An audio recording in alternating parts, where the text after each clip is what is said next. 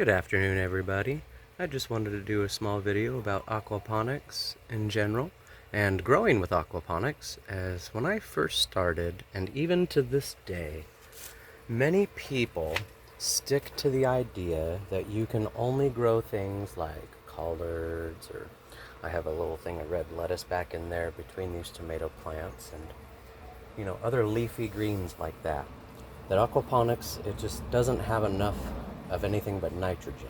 And while that can be true, if your system is, well balanced, and you don't supply excess food for fish to try to, add potassium to the water, or you don't have a mineralization tank, or, there's steps you can take to actually add potassium and phosphorus and iron and calcium and things like that back to the water.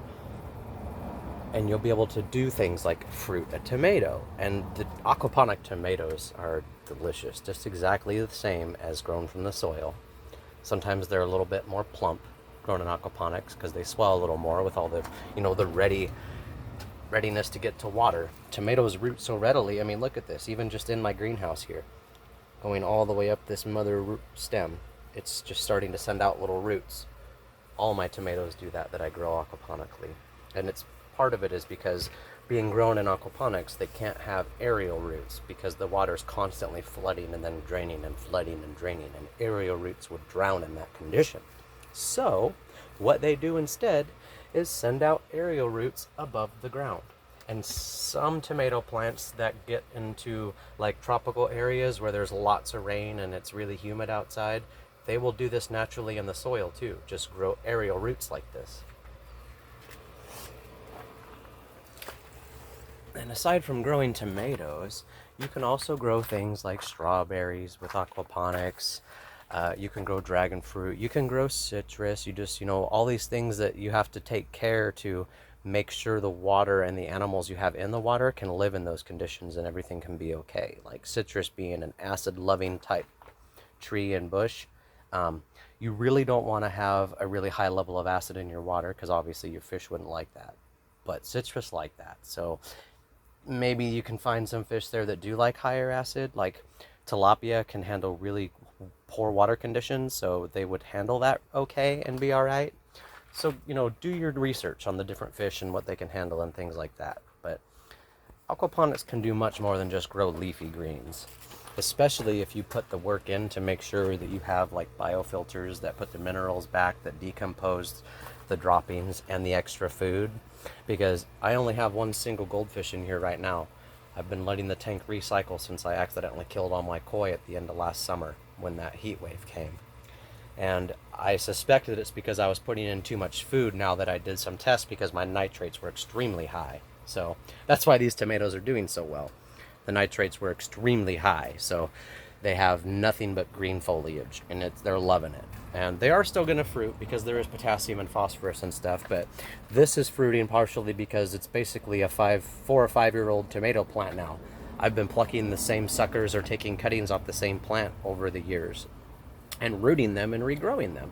And you will get fruit much faster growing things that way than growing from seed. These Romas were grown from seed, and they're going to have to get quite a bit bigger before they start throwing fruit out. And I can force them by making more potassium up in the beds, but doing it naturally, they got a few more weeks to maybe a month before they start naturally wanting to throw flowers and fruit. A main thing about tomatoes too in aquaponics, just like in soil, is these lower leaves. You see right now they're okay for a minute, but that discoloration is from them touching these rocks. And you really don't want tomatoes, you want to pluck these leaves off. All the lower leaves that are going to be touching the soil like that, you want to pluck them off. If these eventually droop down and touch, like this one did right here, that dark spot, I'm going to pluck this leaf off too. Cool thing about it is, with big leaves like this, you can actually try to root them, and sometimes they will root and grow plants, but more often than not, they'll, if you don't put it in like a cup of water to root, it'll just wilt and die. So you got to use a cup of water to root these.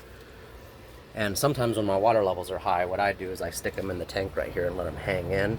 The water level's not high right now because I need to refill the tanks, but what I did over there was bury that sucker, and this I'm just going to compost it because it also just helps to add nutrients to my garden.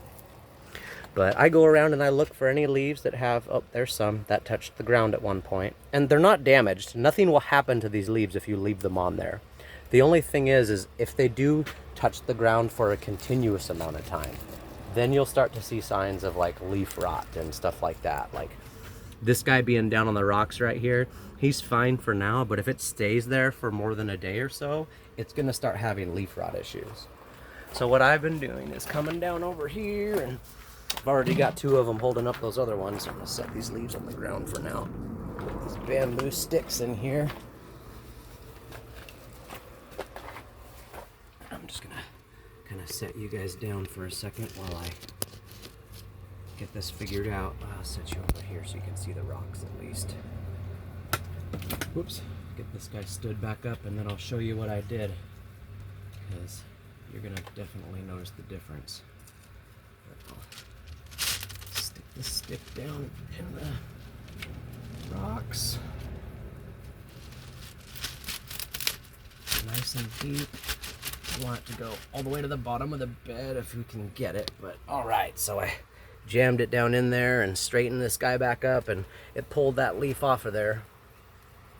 So that'll do better now, but we'll see how this guy stands back up over time throughout the day, because tomato plants move with the sun. So I came in and this was laying over this morning, and that's why it's all bent over like that. It was standing itself back up to get back up to the sunlight when it was laying over here. So they will fix themselves. And also with tomato plants, to get them to grow better, if you go to plant them and you actually plant this part under the ground and lay it at an angle and bend it back up, that will root underground, and your tomato plants will do a whole lot better for you.